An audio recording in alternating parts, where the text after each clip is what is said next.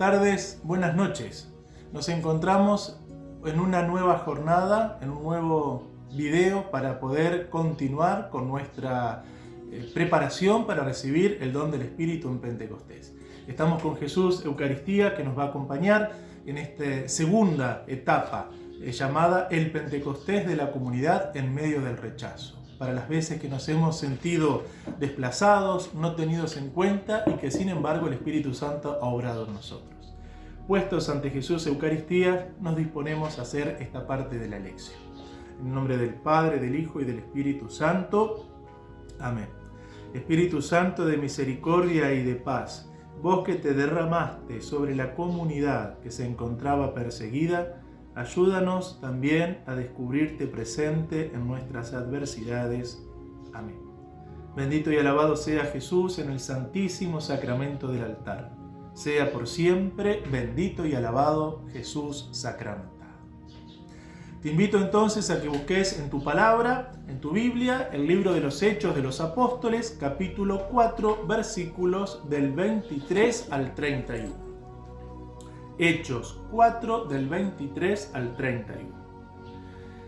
Una vez en libertad, los apóstoles regresaron donde estaban sus hermanos y les contaron todo lo que les habían dicho los sumos sacerdotes y los ancianos. Al oírlos, levantaron la voz y oraron a Dios unánimemente.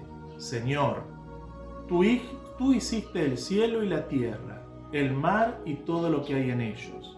Tú por medio del Espíritu Santo que hiciste estas palabras en labios de nuestro padre David, tu servidor.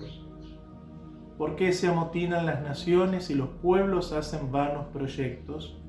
Los reyes de la tierra se rebelan y los príncipes se alían contra el Señor y contra su Mesías.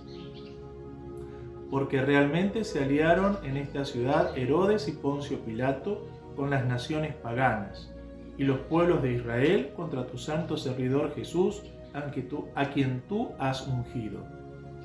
Así ellos cumplieron todo lo que tu poder y tu sabiduría habían determinado de antemano.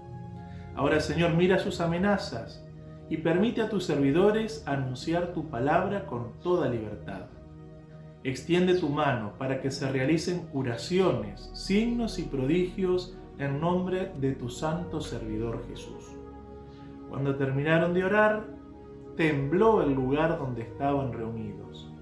Todos quedaron llenos del Espíritu Santo y anunciaron decididamente la palabra de Dios. Palabra de Dios, te alabamos, Señor.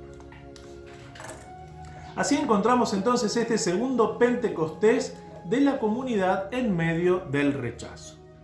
La escena es la continuación de la liberación de la cárcel de Pedro y de Juan, que fueron llevados a prisión como consecuencia de su apostolado entre el pueblo y la sanación que hizo de ese paralítico de nacimiento en la puerta llamada La Hermosa, que se encuentra en el libro de los Hechos, capítulo 3, versículos del 1 al 10.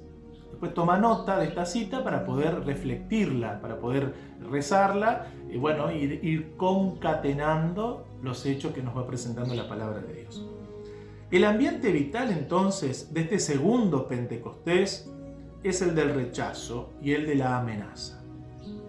¿Será que vos y que yo, cuando estamos viviendo situaciones adversas, nos damos tiempo de leer lo que el Señor quiere decirnos y prestamos atención para descubrir el paso de Dios en nosotros, que quiere aprovechar estas realidades tan difíciles y transformarlas desde dentro? ¿Cómo vivimos toda esta realidad del coronavirus? Ya sea que te hayas infectado y hayas pasado la enfermedad de modo leve, sin darte cuenta, porque sos casi asintomático, o a lo mejor te trató un poco mal en la cama, con fiebre, con dolores, problemas gastrointestinales, o a lo mejor estuviste en terapia intensiva, estuviste entubado, y a lo mejor estás sufriendo o padeciendo alguna de las, situaciones post-COVID que quedan las secuelas, o a lo mejor perdiste un familiar, un ser querido por esta enfermedad. Podemos hacer una lectura y reflectir, leer para adentro este suceso histórico en una especie de oración vital y ver qué me está queriendo decir Dios con esto. Es un modo también de hacer vida y oración nuestra realidad cotidiana. Dice el texto, los suyos, el resto de los apóstoles, ¿dónde estaban? El marco de este Pentecostés, que es el último Pentecostés sucedido en Jerusalén, el que vimos ayer y el que vemos hoy, son los dos únicos que ocurren en Jerusalén. Es el de la comunidad, ese es el marco. En el versículo 23 se dice que Simón y Juan, una vez en libertad, regresaron donde estaban sus hermanos. A otras traducciones dicen los suyos. ¿Quiénes son el conglomerado de sus hermanos? ¿Quiénes son el conglomerado de los suyos? ¿No? El texto que leímos dice, regresaron a donde estaban sus hermanos. ¿Quiénes son ellos? Bueno, los que esperan por sus hermanos cuando están en medio de la adversidad son los miembros de la comunidad. La comunidad aguarda expectante a los detenidos. Qué hermoso ejemplo de comunidad que no se va cuando los hermanos están testificando con sus vidas aquello en lo que creen. San Lucas muestra lo que sería la peor estrategia para la conservación de la iglesia en ese momento. Estaban todos juntos, como veíamos ayer en el cuadro, en el icono de Pentecostés, en el cenáculo. Sería fácil que un soldado los prenda a todos y ahí desapareciera la iglesia. Lo más lógico hubiese sido que se hubiesen separado. En un lenguaje criollo decimos, no ponemos todos los huevos en la misma canasta. Así decimos cuando hablamos del dinero y cómo invertimos nuestra finanza. Ponemos un poquito en cada parte, por si algo no funciona, tenemos lo otro. Bueno, acá los apóstoles estaban todos juntos, como una pésima estrategia, pero bueno, evidentemente asistidos y acompañados por la presencia del Espíritu. Pero el permanecer juntos es la mejor estrategia para el fortalecimiento de la vida al interior de la comunidad. Los que comparten las amenazas y preocupaciones son los que están en los buenos, pero sobre todo en estos malos momentos. Al final del versículo 23, Pedro y Juan les contaron todo lo que les habían dicho los sumos sacerdotes y ancianos. Qué hermoso es tener una comunidad con quien compartir las preocupaciones, las angustias, los sufrimientos, todo lo que uno siente como amenaza a su integridad y a su paz. Lo hacemos con nuestros amigos.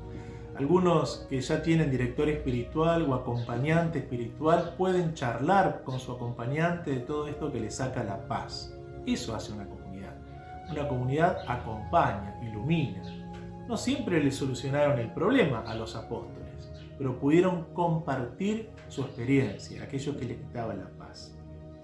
Uno de los sentidos más importantes de una experiencia comunitaria es el de tener espacios de intimidad y comunicación existencial que permite a cada uno, con nombre y apellido, sentirse atendido de un modo especial. ¿Qué tentación más grande es esa la de masificarnos en nuestra parroquia, en la capilla, en el grupo de catequesis, en el grupo de oración, en la institución, Acción Católica, Legión de María, Movimiento Scout, equipo de liturgia, equipo de Cáritas, equipo de misiones, ahí donde estamos desarrollando nuestras actividades familiares, el grupo de jóvenes, la pastoral familiar, masificarnos, La razón de ser de una comunidad cristiana es rescatar al ser humano concreto del anonimato existencial en el que ha sido postrado por la sociedad. Qué hermoso es cuando se puede, saludar a la salida del templo. Algunas veces ahora en pandemia lo hago, otras veces no. Pero qué lindo tener algún ministerio de acogida en las comunidades, en las capillas de adoración, conocernos los nombres de los que vamos a adorar el Santísimo. Hacer esta experiencia de comunidad, de común unidad, a los pies de Cristo Eucaristía, que es el que nos congrega, el Señor que es el que nos congrega. Charlar a la salida de misa, no en la misa, a la salida de misa charlar. Preguntar por la salud del que está enfermo, que nos sintamos amados y salvados por Dios de forma personal e inmediata nosotros, Dios murió, Jesús murió por mí y Dios me salvó a mí, a vos te salvó, no a la masa de la iglesia. Los que alaban y leen la historia de Dios. Entre los versículos 24 y 28, Lucas presenta la primera parte de la oración que hace la comunidad que ha esperado a los suyos y que ha escuchado las preocupaciones transmitidas por sus hermanos. Eso es una oración de alabanza, allí en medio de la persecución y del dolor. Tenemos una oración vocal, que puede ser el rosario, la coronilla, el rezo de las cosas que nos llegan por internet, por los grupos de oración, que es oración vocal, y ya la leemos. Pero qué hermoso es ponernos adelante del Señor en un crucifijo, delante de un ícono, una estatua bendecida, y elevar el corazón a Dios, dándole gracias por esto que ha ocurrido en la historia. No solamente con una fórmula, sino por esto, porque me encontré con fulanito, te pido por la salud de fulanito, que ahora está mal por el tema del COVID, porque tuvo un accidente, porque le descubrieron una enfermedad terminal, con nombre, con rostros, que nuestra oración no sea solamente un recitar fórmulas, ¿no? Esta comunidad escucha y frente a esa realidad alaba a Dios en medio de la persecución por haber fortalecido a los apóstoles, ¿no? Maravilloso ejemplo de oración que nos enseña esta iglesia primitiva. Qué hermoso lo que nos presentan los versículos 29 y 30. Esta comunidad que ha sufrido el maltrato a un hermano que está siendo amenazada está en profunda alabanza. No es solamente oración de súplica para ser liberado de esto que lo están oprimiendo, sino que alaban a Dios porque les permite dar testimonio ante el mundo de la presencia de Jesús. Descubriendo a Dios que se revela en medio de esta adversidad, ven el accionar del Señor en esta realidad, en este suceso. No pide la destrucción de los adversarios. Ojalá se mueran, ojalá desaparezcan, castigalos. No. Piden que el poder de Cristo los capacite para salir de su encierro y mostrar, por medio de signos y señales, la fuerza del Espíritu Santo. Señor, que te alabamos y que este sufrimiento, dicen algo así, leíamos, nos sirva para que se extienda tu mano y se ocurran curaciones, liberaciones, sanaciones, signos y señales de la fuerza del Espíritu, del que el Todopoderoso está con ellos. Esto en griego se llama parresía. Hablar con parresía es hablar con autoridad, con un santo impulso. Los que recibieron el terremoto del bautismo en el Espíritu Santo, ahí lo tenemos en el versículo 31. Cuando terminaron de orar, tembló el lugar donde estaban reunidos y todos quedaron llenos del Espíritu Santo. Esto de que tiemble la tierra en aquellos que ya habían recibido el Espíritu Santo, lo vimos ayer en forma de lenguas de fuego en el cenáculo. Es fuerte esta manera de descubrir la irrupción del poder de Dios en medio de la comunidad, un temblor en la tierra. Nosotros tenemos en la diócesis de Santa Fe de la Veracruz, tiene una casa que se llama Los Algarrobos, en Santa Rosa de Calamuchita, en Córdoba, en el valle de Calamuchita, y allí, bueno, en medio de la montaña. Y hace un par de años, un poquito más, estábamos con Monseñor Arancedo, sí, hace más, entonces varios años, y estábamos rezando, no me acuerdo si eran las laudes o las vísperas o en la misa, ¿no? O la misa, no me acuerdo, tembló, un temblor, no hubo un terremoto. Había habido en San Juan un terremoto y eso fue como un temblor, que hubo una repercusión y tembló todo, rugió, hizo la casa. Nos quedamos en silencio, fue eso, no pasó más nada. Pero uno siente como que te mueve en el pie, nunca había yo tenido un temblor, como que se conmovían los cimientos, ¿no? Y un ruido. Así que supongo lo que los apóstoles experimentan, que les ha impactado tanto que Lucas, cuando narra los hechos de los apóstoles, narra este texto, lo incorpora al texto, ¿no? Hubo un temblor que los conmovió. Lo que vivieron los discípulos por la fuerza del Espíritu Santo aquel día en Jerusalén fue una experiencia de discernimiento existencial. Fueron capacitados para revisar qué es lo esencial de la vida y quedarse con eso. En un terremoto la gente desecha lo accesorio y se queda estrictamente con lo esencial, la vida. Yo les puedo asegurar que si hubiese seguido el temblor salía corriendo de la capilla, ahí en la casa, hasta el patio, porque uno tenía miedo, ¿no? Si hubiese seguido el temblor, de que se te desplome el techo, ¿no? Esto fue un movimiento, pero ante el terremoto uno se queda con lo esencial, con la vida. Así lo narran nuestros hermanos chilenos cuando hubo ese gran terremoto hace unos años. donde también salieron corriendo y salvaron los afectos, la vida, ¿no? Los hijos, los ancianos y la vida de uno. Qué hermoso sería que todos podamos tener una experiencia profunda del poder de Dios, que es como un terremoto para discernir qué es lo esencial en la vida. A lo mejor esta etapa del COVID puede ser para nosotros este terremoto existencial que, como los apóstoles, nos ayude a descubrir qué es lo verdadero y a glorificar a Dios. Porque gracias a ese terremoto pudimos despojarnos de aquellas preocupaciones, de aquellos apegos que no nos permiten crecer en el plan que Dios tiene para cada uno de nosotros. ¿Y qué es lo que ocurre con esto? Salen a evangelizar, salen a proclamar la palabra de Dios con valentía, con parresía, como dice ese versículo número 31. La llenura del Espíritu Santo que recibieron los discípulos en este texto los lleva a salir a proclamar lo que estaban viviendo, lo que el resucitado hacía en ellos.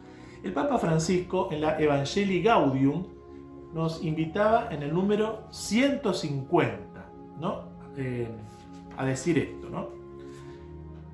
Quien quiera predicar, primero debe estar dispuesto a dejarse conmover por la palabra y hacerla carne en su existencia concreta. La predicación consistirá en esa actividad tan intensa y fecunda que es comunicar a otros lo que uno ha contemplado. Nadie da lo que no tiene. Por todo esto, antes de preparar concretamente lo que uno va a decir en la predicación, primero tiene que aceptar ser herido por esa palabra que herirá a los demás. Tiene que aceptar ser herido por esa palabra que herirá a los demás. Texto bellísimo, número 150 del Evangelii Gaudium. Estoy convencido como sacerdote que esta comunidad de discípulos que ha vivido el terremoto de la efusión del Espíritu en medio de los rechazos y amenazas han sido heridos por la palabra y ella misma es la que los mueve a salir a anunciarla. Si no nos dejamos penetrar por la palabra de Dios, que como espada tajante de doble filo hiere al entrar y hiere al salir, no vamos a poder ser testigos creíbles del Evangelio porque no hemos experimentado el amor de Dios en nosotros. Aquellos que por gracia de Dios hemos tenido este terremoto existencial, esta efusión del Espíritu que ha cambiado nuestras historias, ahí encontramos la fortaleza para salir adelante en el anuncio del Evangelio. Y siempre el Espíritu quiere continuar derramándose. Por eso no hubo solo un Pentecostés, el fundante que veíamos ayer, sino que hubo muchos Pentecostés a lo largo de la historia de la iglesia primitiva, en los Hechos de los Apóstoles, que lo fueron fortaleciendo y capacitando para cada una de esos momentos en los que tenían que anunciar el Evangelio y que a nosotros también nos sirven para reflejarnos como en un espejo y descubrir en esos Pentecostés las presencias de Dios hoy en nuestra vida. Para soportar las burlas y desprecios de los ambientes hostiles al Evangelio, para sufrir persecuciones y conservar la calma, se requiere el valor del Espíritu Santo. El testigo de Jesús no se preocupa del qué dirán los hombres, sino de qué dice el Espíritu de Dios a nuestras vidas y a nosotros mismos. Por eso, para culminar, ¿qué me hace decir hoy el texto, ¿no? Sobre esto que hemos contemplado? A los pies de Jesús de Eucaristía te invito a que hagamos esta oración. Padre Santo, te doy gracias por mi comunidad, por ese grupo de personas en donde me has puesto para compartir la vida, los sueños, los anhelos y también los rechazos y las frustraciones. Gracias, Jesús, por cada uno de los hermanos que tengo en mi grupo o comunidad, porque a través de ellos tú me animas a no desistir, a seguir adelante. Gracias porque con ellos no necesito máscaras de exitosa victoria, sino que por el contrario ellos me aceptan como estoy, en medio de mis claros oscuros cotidianos. Te pido que me hagas un mejor hermano de comunidad, que yo no siga de largo ante los hombres y mujeres con los que comparto la experiencia de tu amor y de tu poder. Dame la gracia de esperar por ellos y sus particulares procesos personales. Hazme una persona de alabanza, incluso en los momentos difíciles o de angustia. para que pueda verte obrar con mayor poder y que tu presencia sea derramada en mi vida al no contarme en lo adversario, sino centrarme en ti. Dame un terremoto personal y comunitario que me lleve a renunciar a lo accesorio que he ido adquiriendo en mi camino y que pueda con gozo quedarme solamente contigo, que eres el definitivo y esencial autor de mi vida.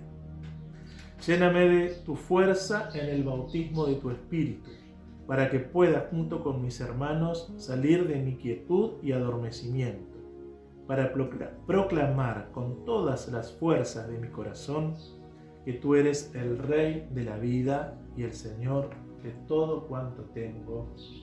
Amén. Y te queda entonces en el dossier unas preguntitas, lo que me hace decir el texto, para que puedas ir meditando sobre esta realidad de los tuyos, de tu comunidad, y que puedas anotarlo en el librito de oraciones, a modo de una carta a Jesús. A lo mejor andate hasta el sagrario, en tu hora de adoración, en tu altarcito doméstico, y escribile una carta a Jesús contándole un poquito las respuestas que se proponen ahí en ese dossier. Bueno, le pedimos al Señor la bendición y que nos fortalezca en comunidad en medio de las persecuciones. Nos vemos, hasta mañana.